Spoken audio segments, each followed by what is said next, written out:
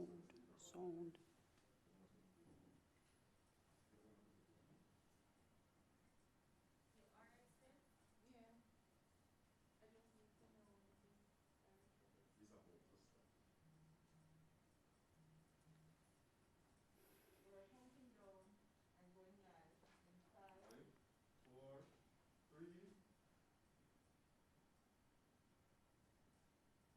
Good morning, ladies and gentlemen of the media, and welcome to the PIOJ for another quarterly economic press briefing.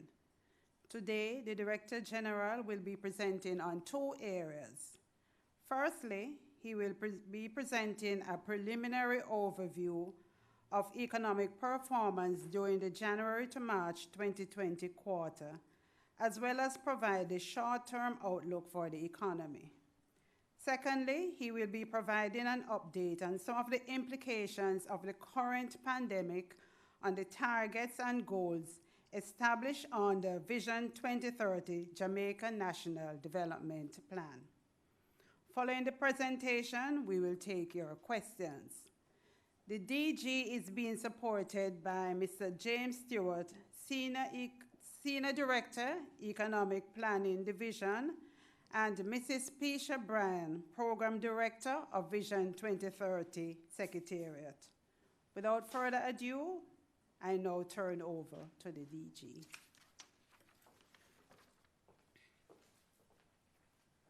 Thank you so much, Marcio. Good morning, ladies and gentlemen.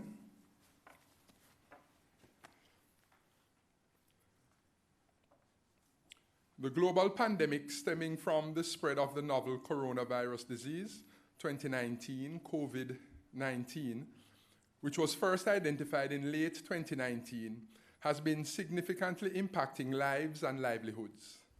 The novelty of the virus and its presumed high level of transmission has led to not only a global health crisis, but also an impending global economic crisis, with multiplier effects already being experienced in all aspects of society.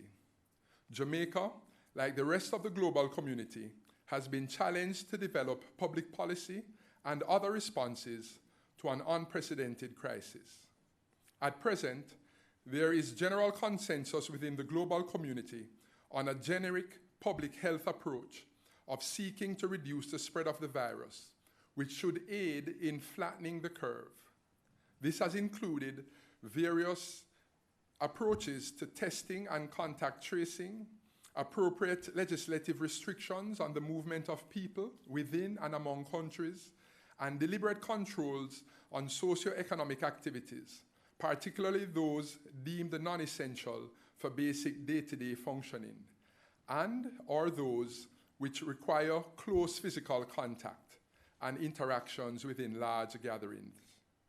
In the case of Jamaica, the country recorded its first confirmed case on March 10, 2020, and has since implemented various measures, inclusive of testing, contact tracing, curfews, limits on social gathering, and work from home orders to curb the spread of COVID-19. Before I provide the details on economic performance, let me remind you of the purpose of these quarterly economic estimates provided by the PIOJ. The PIOJ presents preliminary estimates on economic performance for each quarter. This is based on early information available from major data providers. This release of the preliminary estimate is consistent with trends in all modern economies globally, where it is a common practice to release a first, second, and even a third preliminary estimate before the final official figures are released.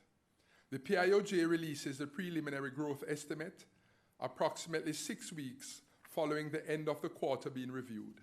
Statin releases the official GDP figures at the end of the third month following the end of the quarter.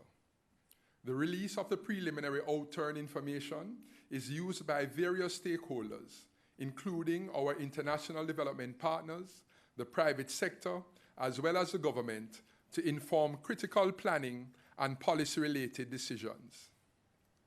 Today, we are reporting that real gross domestic product, GDP, for the Jamaican economy contracted by an estimated 1.7%. That is, it was negative 1.7% in the January to March 2020 quarter, compared with the corresponding quarter of 2019. This outturn, if it materializes, would have ended an extended period of 20 consecutive quarters of no economic contraction.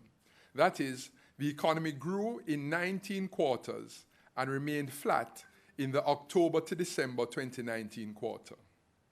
The outturn for January to March 2020 largely reflected the impact of, one, the implementation of measures to manage the COVID-19 pandemic, commencing in mid-March, to include the closure of international borders to the movement of persons, which curtailed external demand and essentially halted all tourist-related activities, implementation of curfews, which restricted opening hours of some businesses and adversely impacted the demand for some goods and services, the closure of all schools, and the implementation of general stay-at-home and work-from-home orders. Two, lower capacity utilization within the mining and quarrying industry, following the temporary closure of Jamaica's largest alumina refinery in September 2019 to upgrade capacity.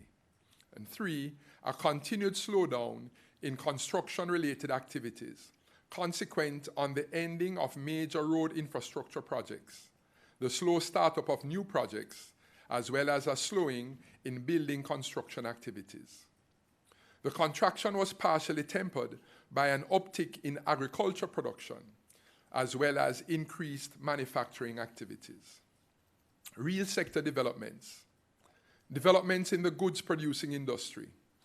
The goods-producing industry contracted by an estimated 1.5% due to a downturn in the mining and quarrying and construction industries. This performance largely reflected the impact of plant downtime and reduced levels of construction activities.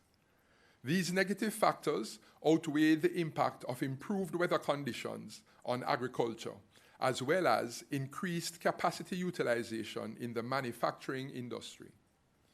Agriculture.